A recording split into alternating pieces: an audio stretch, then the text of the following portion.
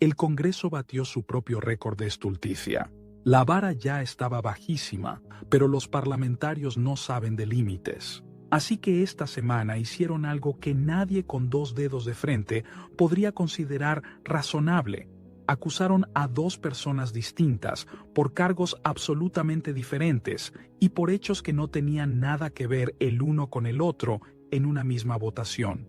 Por 97 votos a favor, 25 en contra y 20 abstenciones, las honorables diputadas y diputados declararon admisible la acusación constitucional contra los jueces Ángela Vivanco y Sergio Muñoz, por notable abandono de deberes. Ambos quedaron suspendidos de sus cargos y a un paso de ser destituidos e inhabilitados por 5 años para ejercer cargos públicos si el Senado así lo determina. ¿Cuál es ese notable abandono de deberes en que incurrieron Vivanco y Muñoz? Es imposible saberlo, y es imposible porque se votó en un solo acto, dedo para arriba, dedo para abajo, por ambos casos. El abogado de Muñoz, Jorge Correa Sutil, dijo que esta votación era inmoral y una aberración jurídica. Su desconcierto era total.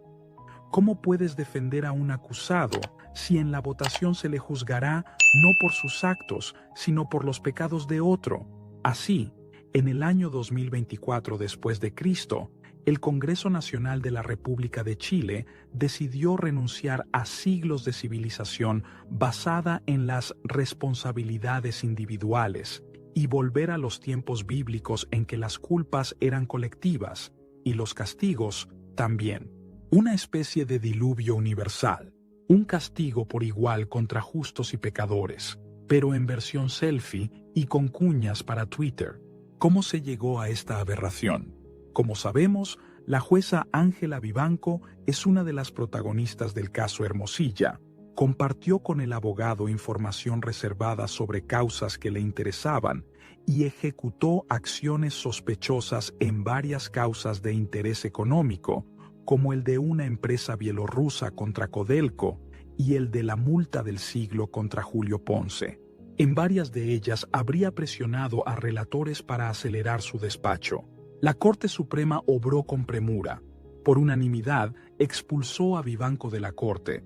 En paralelo, diputados presentaron una acusación constitucional doble contra Vivanco y contra otro juez de la Suprema, Sergio Muñoz. Lo insólito es que Muñoz no tiene nada que ver con el caso Hermosilla, ni con los demás cargos. De hecho, votó contra el perdonazo a Ponce, mientras Vivanco lo hacía a favor. Según el texto, al juez se le acusa por otros casos, informar a su hija sobre un proyecto inmobiliario en que ella tenía intereses, lo que él niega, y no denunciar que ella, siendo jueza, realizaba audiencias desde fuera de Chile. Más allá del discutible mérito de esos casos, lo cierto es que ambos son antiguos, denunciados en 2022 y 2023, respectivamente. Ninguno de nuestros ágiles parlamentarios denunció entonces a Muñoz por ellos. Pero ahora, años después, súbitamente decidieron que debían acusarlo, y no en su propio mérito, sino amarrando su suerte a la de Vivanco. Esto no es más que una burda maniobra politiquera para confundir a la ciudadanía sobre el caso Hermosilla. Como Vivanco es de derecha, fue presidenta de la UCC de Fra Errázuriz y candidata a diputada por Renovación Nacional, había que unir su suerte a un juez de izquierda. Muñoz no ha tenido protagonismo partidista, pero por sus opiniones y fallos se le considera cercano a la izquierda. Así, se convierte a la acusación constitucional en un burdo cuoteo político. Si cae uno de un lado, debe caer uno del otro. Adicionalmente, Muñoz tiene cuentas por pagar, en especial con el pinochetismo y con ciertos sectores del poder empresarial. Como investigador, resolvió el asesinato del sindicalista Tucapel Jiménez, develó el organigrama de la CNI y se hizo cargo de más de 60 procesos por crímenes de la dictadura. Con la misma efectividad, desanudó la trama de corrupción del caso Riggs y tuvo la audacia de ser el primer juez en tratar de interrogar a Augusto Pinochet. Luego, se convirtió en el ministro más influyente de la Corte Suprema, con la llamada Doctrina Muñoz en temas económicos y ambientales. Él considera que interpretar el derecho es un arte, no es una ciencia, pero sus críticos lo califican de activista judicial. Entre otros fallos controvertidos, ordenó tomar medidas contra la polución en Quintero Puchuncaví y paralizó proyectos termoeléctricos e inmobiliarios. Y, en su fallo más polémico, ordenó a las ISAPRES congelar las alzas de planes y devolver a sus pacientes los cobros en exceso, poniendo en crisis al sistema de salud privado. Por esos supremazos, Muñoz era blanco de polémica hace años. En 2018, el diputado UDI, Juan Antonio Coloma, dijo que es sabido por todos el afecto y adhesión del juez Muñoz al pensamiento de izquierda. Tras el fallo sobre las ISAPRES, recibió duras críticas, entre otros, del líder republicano Luis Silva, de la Fundación Jaime Guzmán y del Observatorio Judicial ligado a Libertad y Desarrollo. Así llegamos a la votación de esta semana, en que la mayoría de los diputados actuaron como cobardes cómplices. Sabiendo que participaban en una parodia de justicia, no tuvieron el coraje de actuar según sus principios.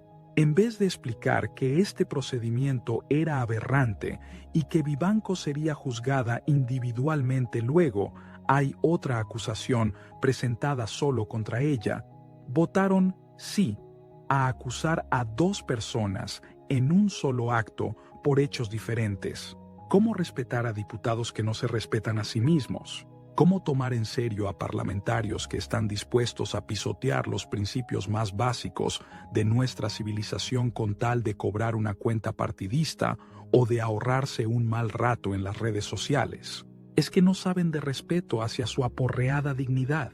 Por último, de un pichintún de autoestima. Daniel Matamala, con su estilo mordaz y crítico, expone en esta columna el absurdo detrás de una votación parlamentaria en la que se mezclan dos casos completamente distintos, como si las responsabilidades individuales ya no importaran. La decisión de unir las acusaciones contra los jueces Ángela Vivanco y Sergio Muñoz, sin una lógica clara más allá de lo político, parece una burla al sentido común. Esta columna deja un sabor amargo respecto a cómo la política puede tergiversar la justicia. La falta de respeto por las normas básicas de la democracia, donde cada individuo debería ser juzgado por sus propios actos, refleja una deriva peligrosa. Matamala apunta al Congreso como cómplice de este desatino, describiendo un panorama en el que los parlamentarios, en lugar de defender principios, sucumben a presiones partidistas o a la dictadura de las redes sociales. Su reflexión invita a preguntarse si la política ha perdido de vista la justicia, priorizando el cuoteo político y el espectáculo por sobre el rigor y la transparencia. En definitiva, el autor plantea un cuestionamiento profundo sobre la integridad del sistema democrático, donde quienes deberían ser los guardianes de la justicia parecen más preocupados de proteger sus propios intereses. Ayúdanos a seguir publicando estas noticias. Solo debes darle me gusta y comentar. Los mejores comentarios serán publicados en futuras ediciones. Además, te invito a suscribirte al canal y actives la alarma de notificaciones. Hasta pronto.